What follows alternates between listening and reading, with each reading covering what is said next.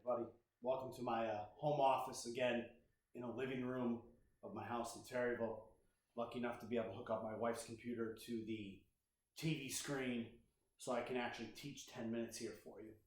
First, let me start by saying I hope everyone's home and safe and healthy. This has been a historic moment, as I mentioned to you the first time we talked, and it continues to be trying and tough and difficult. So I hope all of you are hanging in there. If you ever need anything, please just send me an email. Right now, I'm not going to do any Zoom meetings. I'm going to tape all my lessons and post them on Teams so you can watch them when you're ready. I know we focused on the coronavirus and this health crisis and tried to connect it to history the first 2 weeks of distance learning, but now we're back to where we ended. And of course, that's the epic struggle of World War II we've been studying for the last couple of weeks. Let's catch up. It's 1945 when we left. Both Germany and Japan are on the brink of defeat. I know we're all excited.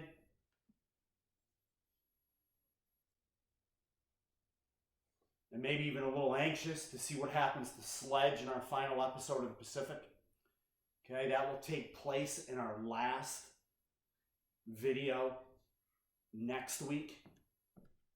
Sledge goes and fights in the last battle of World War II in Okinawa, and his transformation is unbelievable. We'll watch that next week.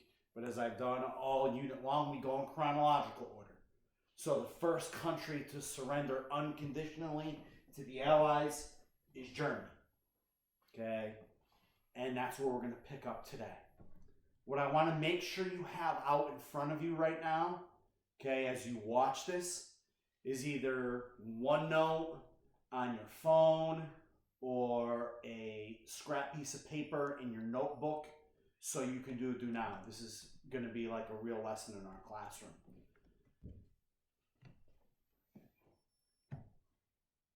Today's lesson is going to be tough. It's on something that you're old enough to see in full measure now, and old enough, I wish, to talk about and discuss in class, and it's the Holocaust. So the first thing I want you to do today is a do now. What do you know about the Holocaust already? Have you read some books? Have you seen some movies? What other resources have you watched or read or interacted with that have taught you about the Holocaust? I'll give everybody like 30 or 45 seconds to just write down some bulleted notes on what you already know and how you've learned it. Go ahead.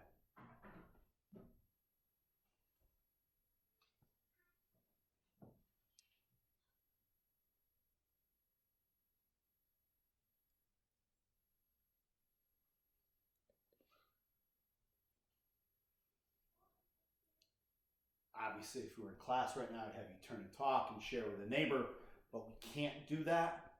So let me share with you where I learned about the Holocaust, like you. I remember 8th grade with Mrs. Cook. We read Anne Frank's diary. It was the first time I've ever heard of the Holocaust. And that really wrenching, heart-wrenching story from that little teenage girl, Anne Frank, who eventually ended up in a concentration camp and died. I remember my sophomore year in high school.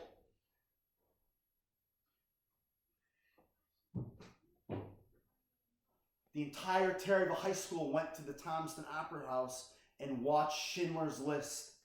Okay, this true story of this man, Oskar Schindler, who rescued some 2,000 Jews from extermination by the Nazis. Our entire school went there. You could hear a pin drop as we watched Schindler's List.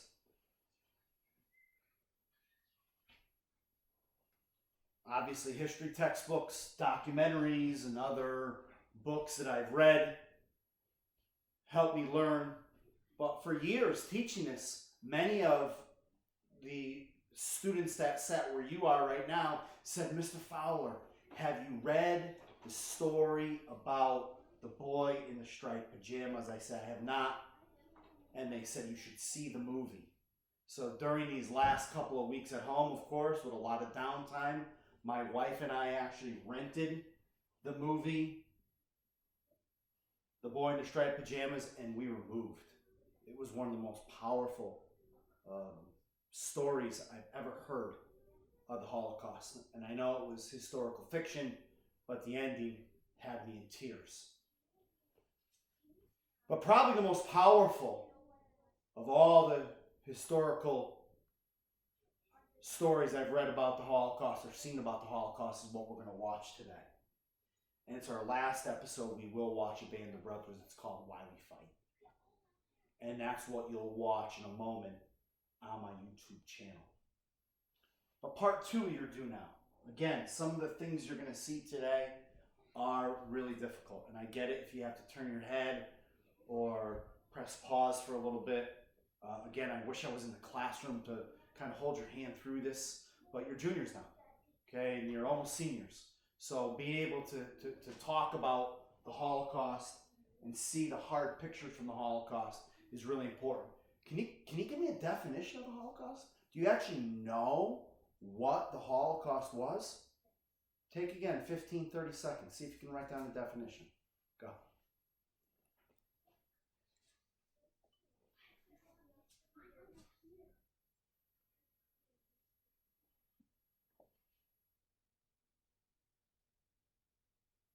Again, if you were with your partner in class, let's say turn and talk, share your definition of what the Holocaust is. Here it is. And again, this is all in one note for you, so you can follow along and read as you go. All right? The Holocaust is the first time we're going to use the word genocide in our vocabulary. The Holocaust is a systematic, state-sponsored persecution and murder of approximately 6 million Jewish people and 5 million other undesirables by the Nazis and their collaborators during the Nazi regime. When we're done watching Why We Fight today, Wednesday, we'll have a follow-up lesson again, okay, with me leading the way, talking more about the causes of the Holocaust. Okay, but this is premeditated. Hitler and the Nazis came to power, blaming the Jews for Germany's problems. Hitler talks about it in Mein Kampf. He wants to exterminate the Jewish race, and he almost does. What you're going to see today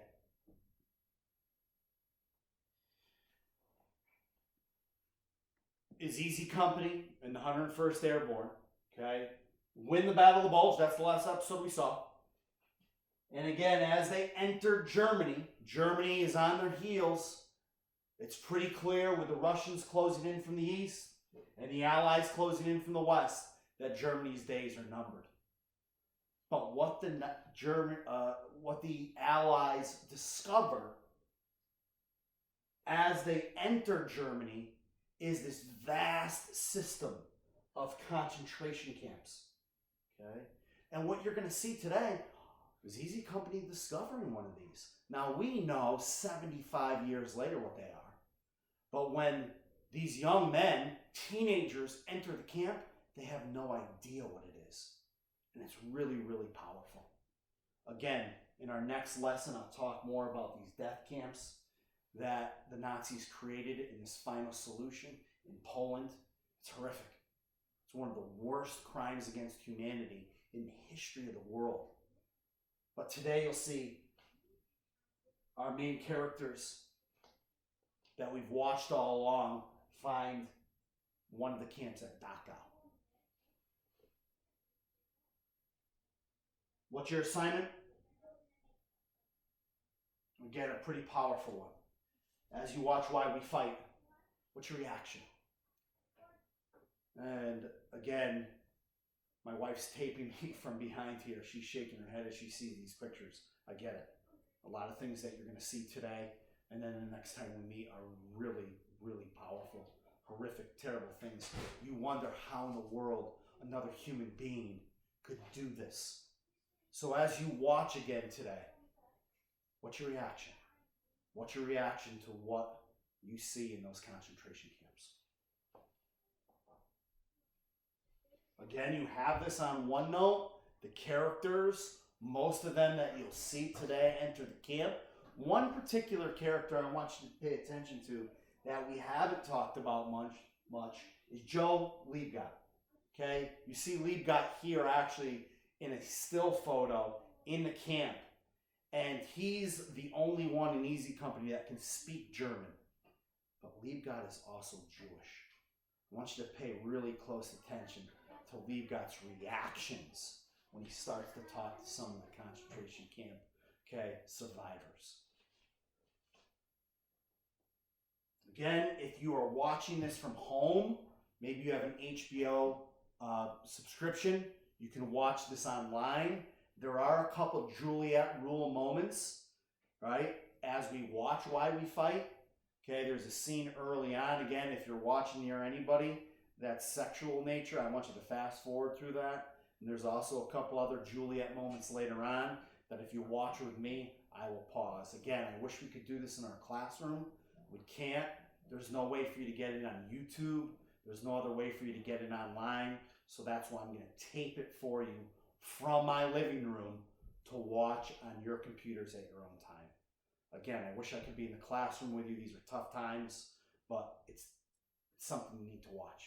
Okay, and again, the appropriate title for episode 9 is Why We Fight. Soldiers are frustrated. They've been gone from home for over 2 years. Okay, they just want to get back home. And then they discover why they're fighting.